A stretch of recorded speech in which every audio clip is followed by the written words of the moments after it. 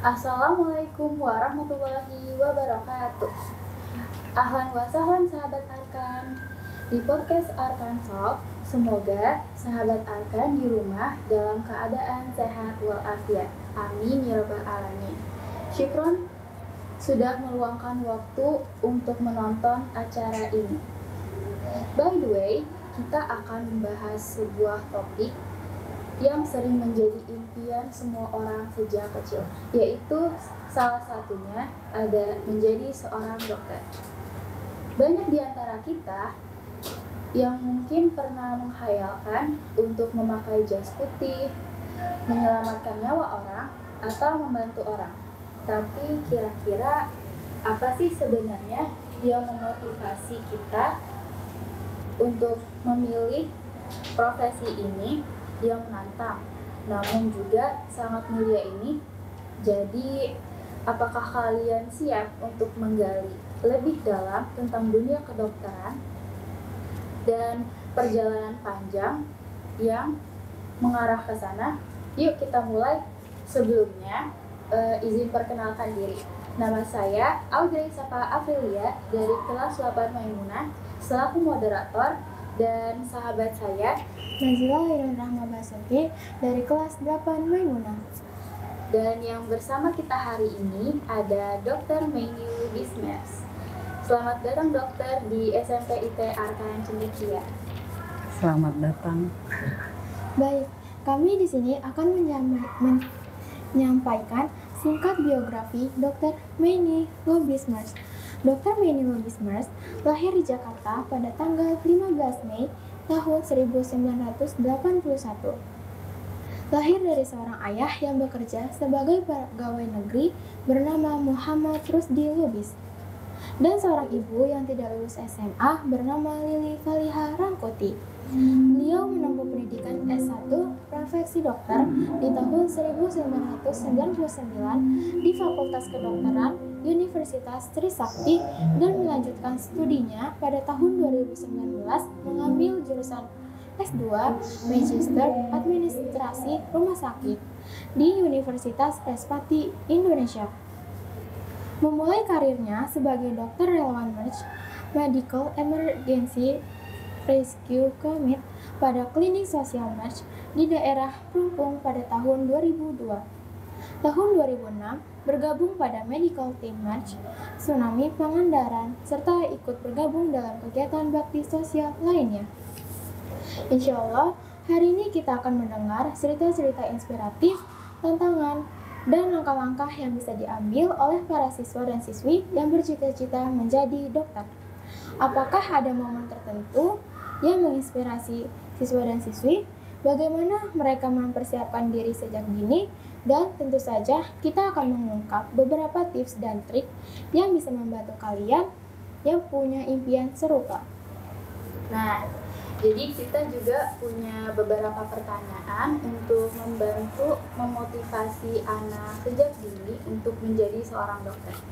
Nah, kira-kira kapan nih pertama kali dokter merasa tertarik di dunia kedokteran? Yes, salam kenal, saya dengan Dr. Meini Lubis. Kebetulan saya di sini sebagai narasumber kali ya, Dek, untuk memotivasi para adik-adik yang mungkin punya keinginan atau bercita-cita sebagai dokter. Nah, berawal dari sejak kecil memang rata-rata kalau ditanya dulu tuh cita-cita mau jadi apa, pasti bilangnya mau jadi dokter. Tapi pada perjalanannya tidak semua orang bisa sebenarnya menempuh pendidikan dokter. Tapi alhamdulillah sejak saya kecil pengen bercita-cita sampai alhamdulillah juga dipermudah bisa lulus sebagai dokter. Yang memotivasi sih sebenarnya banyaknya kejadian waktu di masa kecil, seperti uak saya ya, saudara-saudara saya dekat itu mengalami sakit. Dulu sakit itu mahal ya, tapi alhamdulillah sekarang dengan adanya BPJS Kesehatan itu cukup membantu. Jadi tidak ada lagi rasa kekhawatiran pasien-pasien untuk berobat ke rumah sakit. Jadi dulu ibu bercita-cita jadi dokter ya tujuannya untuk membantu orang-orang yang tidak mampu. Jadi dengan ya berhayalnya kalau saya jadi dokter nanti saya bisa menggratiskan mereka, sesimpel itu sih dulu. seperti itu. Sangat mulia ya.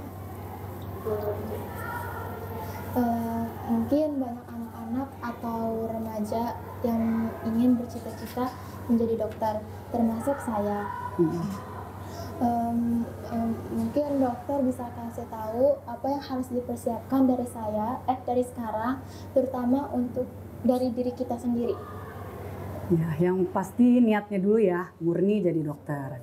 Kemudian siapkan mental, karena dunia kedokteran sendiri itu tidak mudah ya. Ketika kita menerima pasien itu kadang harus sabar ya, karena kita harus sabar.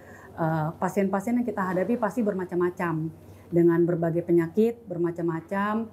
Kita harus bisa istilahnya merangkul mereka, sabar mendengarkan keluhan-keluhan mereka. Mungkin poinnya itu dulu. Lalu jiwa sosial juga harus ada, karena tidak semua yang namanya orang sakit punya uang untuk berobat. Jadi sebenarnya kalau jadi dokter itu ya harus siap juga apabila kita dapat pasien yang nggak mampu bayar. Seperti itu. Jadi harus dipersiapkan mental itu dulu. Harus berani juga menjadi dokter, kita nggak boleh takut sama kotoran-kotoran. Itu mental juga ya, karena waktu perjalanannya ibu sekolah banyak yang gugur juga, mundur gara-gara takut darah, takut kotoran. Jadi diperlukan juga mental yang berani nih buat menghadapi hal-hal semacam itu. Seperti itu. Kira-kira dokter ini nggak pernah merasa jijik atau takut gitu sama darah? Alhamdulillah sih enggak. Nah, jadi memang benar kalau dalam perjalanannya nanti kita masuk ke kedokteran itu pasti akan bertemu dengan cairan-cairan tubuh manusia. Ya contohnya tadi darah atau bahkan dahak ya, sputum atau nanah itu akan kita temui. Kalau kita mentalnya udah jijian nggak akan bisa. Nah ada beberapa memang yang udah menempuh jalur tersebut di semester 1 mundur karena memang nggak kuat lihat darah. Dan tapi memang itu tidak bisa dipaksakan, makanya itu kembali lagi harus benar-benar nih siap mentalnya ketika memutuskan untuk masuk bidang kedokteran. Seperti itu. Berarti yang utama mental. Ya, siapkan mental. Nah, kan di dunia kedokteran itu pasti punya tantangan terbesar dalam yang pernah dihadapi di dokter. Kira-kira apa nih tantangan terbesar dokter selama perjalanan menjadi dokter, terutama sejak awal tahap pendidikan? Tantangan terbesar saya ya adalah ini ya, mungkin dunia kedokteran itu belajar kedokteran nggak mudah ya. Jadi identik anak-anak kedokteran pasti sibuk, jadwalnya padat. Ya mungkin beda dengan beberapa fakultas lain karena memang yang kami pelajari cukup banyak dan cukup detail. Nah, zaman kuliah ya sebisa mungkin ya kita supaya bisa tetap bertahan, tetap bisa lulus ya kita harus bisa bersama-sama teman ya untuk membahas pelajaran-pelajaran kedokteran. Nah, itu tantangan terberat kita lah untuk menyelesaikan studi kedokteran tersebut. Kalau tantangan di masyarakat nanti akan beda lagi. Bagaimana kita bisa menyembuhkan pasien ya tentunya dengan seizin Allah. Itu merupakan tantangan terbesar sebagai seorang dokter. Karena kalau misalkan pasien itu maaf kata sampai meninggal, ya itu sangat berat buat seorang dokter. Walaupun kita sudah berusaha ya, kembalikan takdir di tangan Allah. Tapi kalau pasien kita sembuh, ya alhamdulillah betapa senangnya kita ya bisa menyembuhkan pasien dengan izin Allah melalui tangan kita. Itu sih sebenarnya. Kan perjalanan dokter ini panjang sekali ya, dan pastinya butuh dukungan, terutama dari dukungan keluarga. Menurut dokter seberapa penting dukungan keluarga bagi dokter? Sangat penting. Kebetulan saya terjunnya di dunia sosial. Saya butuh support dari kedua orang tua saya untuk terjun ke saya bergabung dengan Medical Emergency Rescue Committee di mana bergerak di bidang sosial. Kami sering terjun di daerah-daerah bencana, kemudian daerah-daerah konflik. Itu butuh dukungan dari orang tua. Ketika mereka tidak mengizinkan kita, ya berarti kita nggak bisa pergi.